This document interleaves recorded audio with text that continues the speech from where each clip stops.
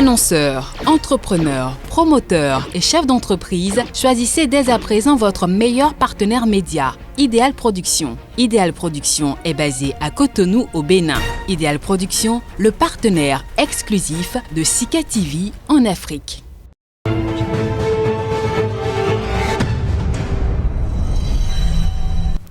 Merci, mesdames, messieurs. Nous retrouvons Kodjouvi Ametonou pour nous tenir informés de ce qui fait l'actualité, mais vu par les canards. Lui, il est déjà confortablement installé. Kodjouvi Ametonou, bonjour.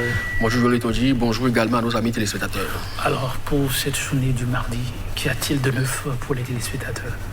On fera un peu de tout. On parlera politique, on parlera économie, on parlera également santé, parce que c'est autant de sujets évoqués par les canards qui ne manquent quand même pas de pertinence ce matin. Quand on vous parle par exemple du piment, alors vous devez savoir quand même qu'en Afrique, la plupart du temps, ça intervient donc dans la consommation. Mais valoriser donc une pareille culture, ça peut booster le développement. Il y a quand même l'Economics qui a consacré sa manchette à cette culture-là. Mais au Bénin, on parle de la période électorale, on parle de la préservation de la paix. Je crois que c'est beaucoup plus cet appel-là qui domine l'actualité. Sans oublier qu'au niveau de la maison ou des maisons carcérales, il y a eu des mutations qui ont été opérées ces derniers jours. À quoi tout ça retourne, Dieu seul sait, mais toujours est-il que les journaux sont revenus sur ce qu'ils appellent les jeux de chaises musicales à ce niveau. On va donc y aller découvrir plus amplement.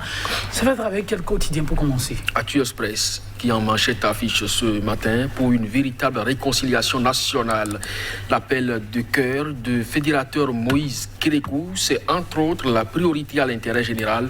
Hommage appuyé aux femmes, la libération de Rekiat Madougou, les préalables pour la paix et la concorde nationale lors de meetings de FRD. Ça s'est passé dans la partie septentrionale du pays. Le journal Fraternité présidentielle du 11 avril 100h.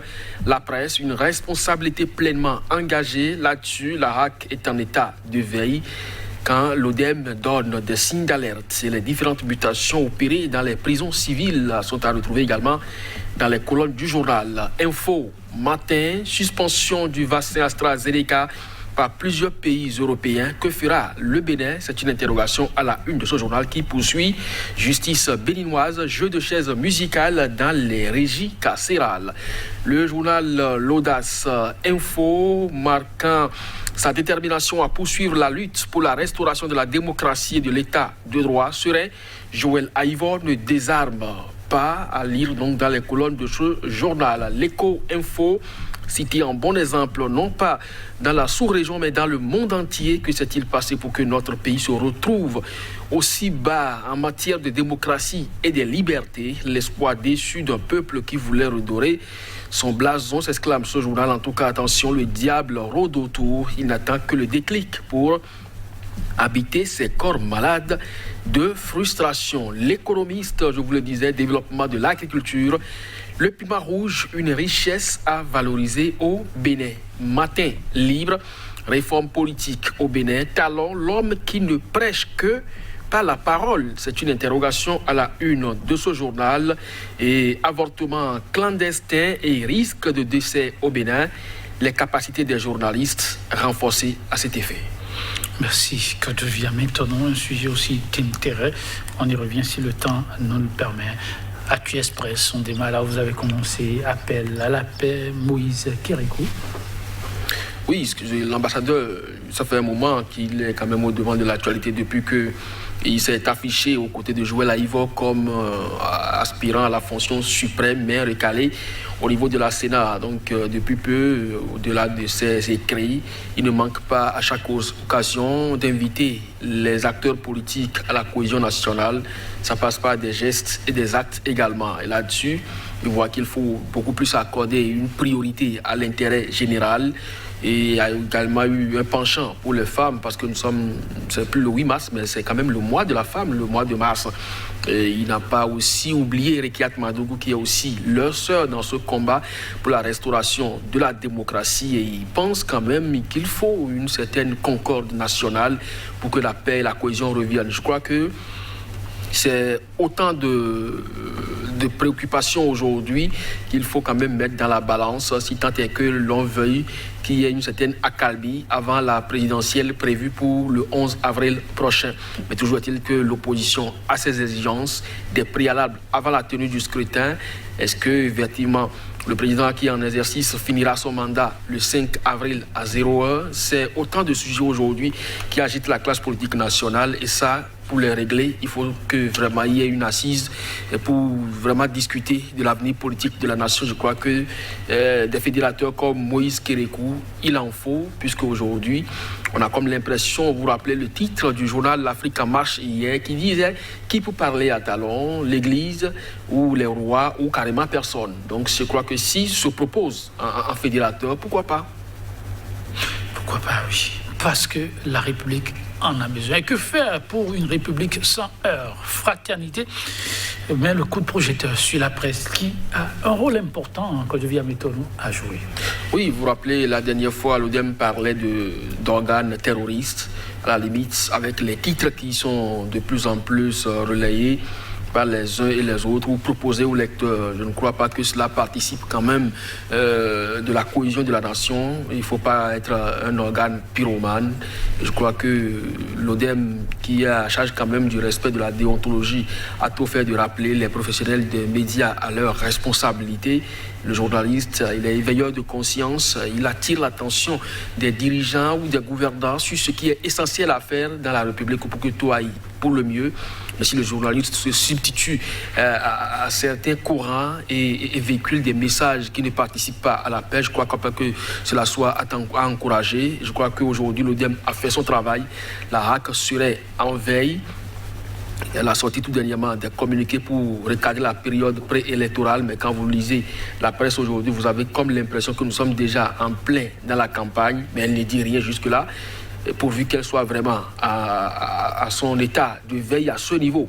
Mais de toutes les façons, la presse a son rôle à jouer et chacun doit pouvoir y prendre conscience. Tout ce qu'il sort, si cela participe donc à envenimer la situation, il doit pouvoir quand même faire preuve de retenue, parce que comme le dit souvent ceux qui s'y connaissent, eh bien, quand les âmes crépitent, il n'y a pas de choix. Tout le monde est embarqué, oui. Comme on doit savoir, raison de garder Côte d'Ivoire, mais tout le monde reste au niveau de fraternité et qui revient sur ce jeu de chaises musicales au niveau du milieu carcéral. Oui, tout à fait. C'est le journal Info Matin aussi qui nous a proposé surtout ce titre de jeu musical et de chaises musicales, donc pour parler des mutations opérées au niveau des maisons carcérales. Oui, l'information a circulé dans la journée d'hier, donc l'opération a eu lieu déjà lundi. Et donc les confrères sont revenus sur ces mutations et ont avancé quelques pistes, surtout quand on prend la prison civile de Misrété. Aujourd'hui, il y a des informations qui circulent à ce niveau également. Si c'est vraiment la motivation réelle pour laquelle on a opéré ces mutations, je crois que c'est suffisamment ridicule. Mais si tant est qu'il faut quand même de têtes nouvelles pour que les conditions des détenus soient améliorées pour de bien et qu'ils se sentent beaucoup plus humains dans ces maisons de correction, je crois que c'est bon pour le moral. Donc, changement de tête, oui, ça a eu lieu, de partir de A pour aller à B et de B à C. Je crois que ça n'a rien d'extraordinaire. C'est comme je l'ai dit, pourvu que les prisonniers se sentent beaucoup plus et en sécurité et quand même traités comme des humains. Nous allons parler un peu santé avec Info Matin qui revient sur tout ce bruit autour des Zleka. Quelle option sera finalement celle du Bénin? C'est la grosse interrogation. Oui, pour le Bénin et pour l'Afrique en général, parce que beaucoup de pays, les derniers en date, c'est la France et l'Allemagne qui ont suspendu donc l'utilisation de ce vaccin à controverse. Vous vous rappelez, on l'avait déjà dénoncé sur ce plateau, nous, on ne produit pas de vaccin, on consomme. Et dans ce dispositif COVAX qui implique les pays à faible revenu, même si aujourd'hui nous on est à intermédiaire, on ne sait pas pourquoi les États africains qui ont montré leur résilience, on ne le dira jamais assez, face à cette pandémie courent pour aller donc s'approvisionner en ces vaccins-là. Ben, aujourd'hui, ils ne payent pas, on le leur donne. Et donc, c'est AstraZeneca qui serait le moins coûteux et donc disponible pour le marché africain et tout le monde couvert. Les chefs de l'État donnent, des chefs d'État de certains pays donnent déjà l'exemple pour dire « je me suis fait vacciner, allez le faire également ». Aujourd'hui, il y a quand même un mécanisme qui protège des citoyens. Le vaccin, ce n'est pas obligatoire. Si vous ne vous sentez pas capable ou intéressé par ce vaccin, on ne vous oblige pas à vous faire vacciner. Là-dessus, vous voulez dire on ne doit pas vous obliger. Ce n'est pas qu'on oblige déjà. Ce n'est pas une obligation. La loi, elle est claire là-dessus. Des mécanismes, surtout européens, même américains, ont pris des dispositions à cet effet. Il n'y aura donc pas de passeport vaccinal. Personne n'est donc obligé à se faire vacciner. Maintenant, pour ce qui concerne le cas spécifique de AstraZeneca, on apprend que des embolies, des thromboses, des coagulations se notent au niveau de beaucoup de patients avec des pertes en vie humaine. Beaucoup de pays ont rendu public leur liste de décès et pour pouvoir donc arrêter cette vaccination-là aujourd'hui. Cela a obligé.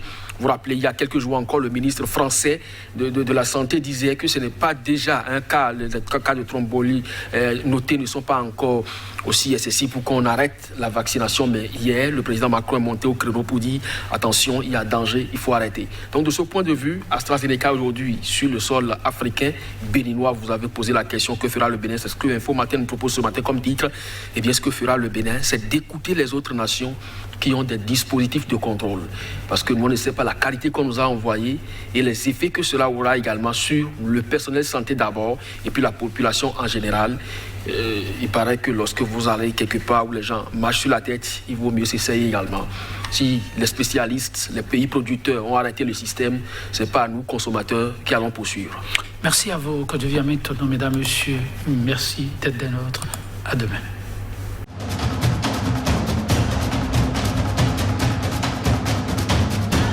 Restez informés à chaque instant sur SICA.